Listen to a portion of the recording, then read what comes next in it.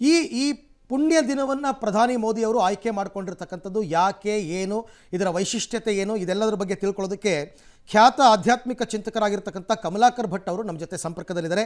ಗುರುಗಳೇ ನಮಸ್ಕಾರ.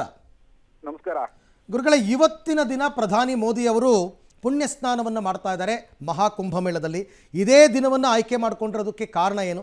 ಇವತ್ತು ಸೂರ್ಯೋದಯಕ್ಕೆ ಸಪ್ತಮಿ ಮತ್ತು ಅದಾದ ನಂತರ ಭೀಷ್ಮಾಷ್ಟಮಿ, ಇದರ ವಿಶೇಷತೆ ಏನು ಅಂತ ನೋಡಿ. ನಾನು ಕೂಡ ಈ ದಿನ ಪ್ರಯಾಗರಾಜ್ನಲ್ಲೇ ಇದ್ದೇನೆ ಈಗ ಆಲ್ರೆಡಿ.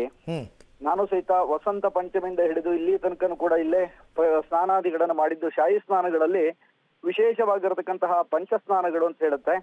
ಆ ಪಂಚಸ್ನಾನಗಳಲ್ಲಿ ಈ ದಿನ ಸಪ್ತಮಿಯ ಪರ್ವಕಾಲ ಆದ್ರಿಂದ ಜನ್ಮಾಂತರಗಳಲ್ಲಿ ಮಾಡಿರ್ತಕ್ಕಂತಹ ಪಾಪಗಳ ಇದು ದೊಡ್ಡ ಮಟ್ಟದ ಸ್ನಾನ.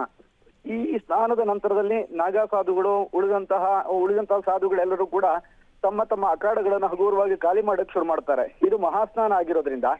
ಜೊತೆಗೆ ಏನು ಅಂತ ಕೇಳಿದ್ರೆ, ವಸಂತ ಪಂಚಮಿ ಅರ್ಥಾತ್ ವಸಂತ ಪಂಚಮಿಯ ಪರ್ವಕಾಲದಲ್ಲಿ ವಿಶೇಷವಾಗಿರತಕ್ಕಂತ ನಾಗಾ ಸಾಧುಗಳು ಅಥವಾ ಸಾಧಕರ ಸ್ನಾನವನ್ನು ಮಾಡಿರ್ತಕ್ಕಂಥ ತೀರ್ಥ ಮತ್ತಷ್ಟು ವಿಶೇಷವಾಗಿರ್ತಕ್ಕಂತಹ ಚೈತನ್ಯವನ್ನು ಕೊಡುತ್ತೆ ಅಂತಕ್ಕಂತಹ ವ್ಯವಸ್ಥೆಗಳು. ಮತ್ತೆ ಶಿವಪುರಾಣದಲ್ಲಿ ಹೇಳಿರ್ತಕ್ಕಂತಹ ವ್ಯವಸ್ಥೆಗಳಿಂದ ರಥಸಪ್ತಮಿಯ ದಿನದಂದು ಯಾರು ಸ್ನಾನಾದಿಗಳನ್ನ ಮಾಡ್ತಾರೋ, ಅಂದ್ರೆ ಸಂಗಮ ಕ್ಷೇತ್ರಗಳಲ್ಲಿ ಗಂಗಾ ಯಮುನಾ ಗುಪ್ತವಾದಂತಹ ಸರಸ್ವತಿಯ ಸಂಗಮ ಕ್ಷೇತ್ರದಲ್ಲಿ ಸ್ನಾನ ಮಾಡೋದ್ರಿಂದ ಜನ್ಮಾಂತರಗಳ ಪಾಪಗಳ ನಿವೃತ್ತಿ ಆಗತ್ತೆ ಅಂತಕ್ಕಂಥದ್ದು.